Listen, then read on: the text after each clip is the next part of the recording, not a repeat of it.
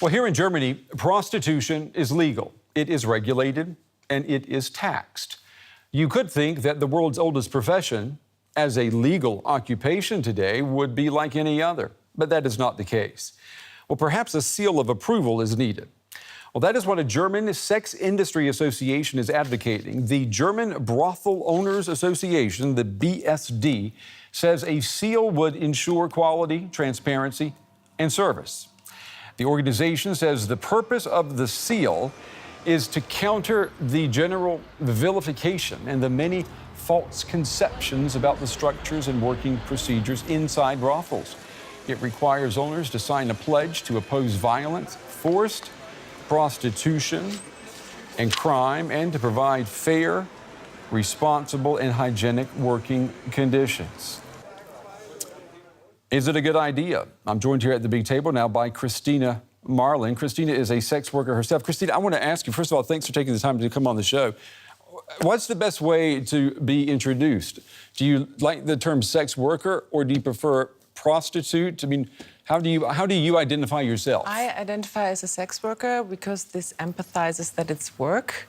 And so this should be like respected and valuated, that I do a kind of for the society, like for our communities, a very valuable work. You know, a lot of people who are watching this show are watching in countries, cities, towns where prostitution is not legal.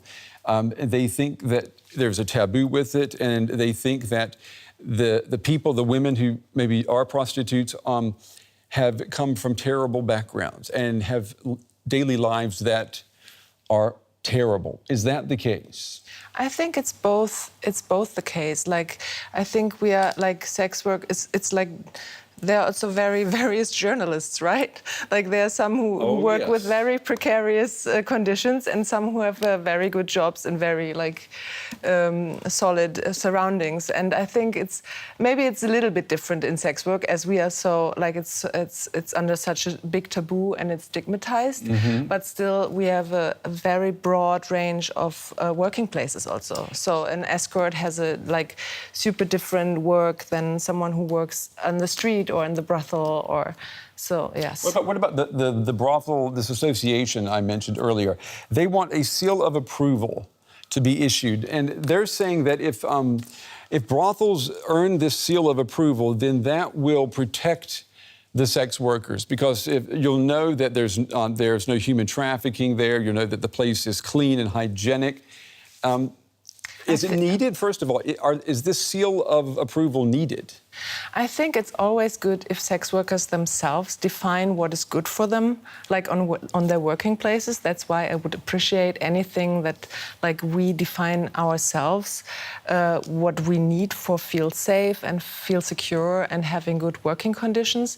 At the moment, I think the bigger problem is that the new law brought some restrictions, so that a lot of the brothels are affected by the fact that they are not allowed anymore in the areas they are.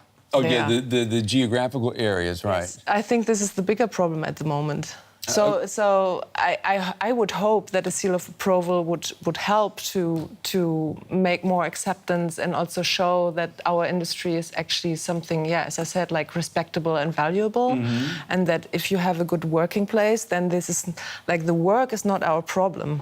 Mm-hmm. Like the sex is not the problem. The problem is poverty, or is like, it's human trafficking, or is patriarchy, or is sexual violence. Yeah. But there are laws against this already. There are laws against that. And if you are working as a sex worker and you're paying your taxes and you're doing everything that's legal, do you feel relatively safe then? Me personally? Yeah. Yes. I feel super safe. Yeah, but I'm also very resourced. Like in terms of, I'm privileged. I speak German language. I have like a lot of privileges. Would you say that you are a typical sex worker? I think there's nothing such as as a typical sex worker. Like people come from all, like they are kind of, also they are not just women, so like there are also a lot of male sex workers. Male escorts they out are there, like yes. maybe people who have families, like women who grow up their children alone, so they can afford this better than like working maybe 5 days in a shop or in Right. It's a way to make more fast money.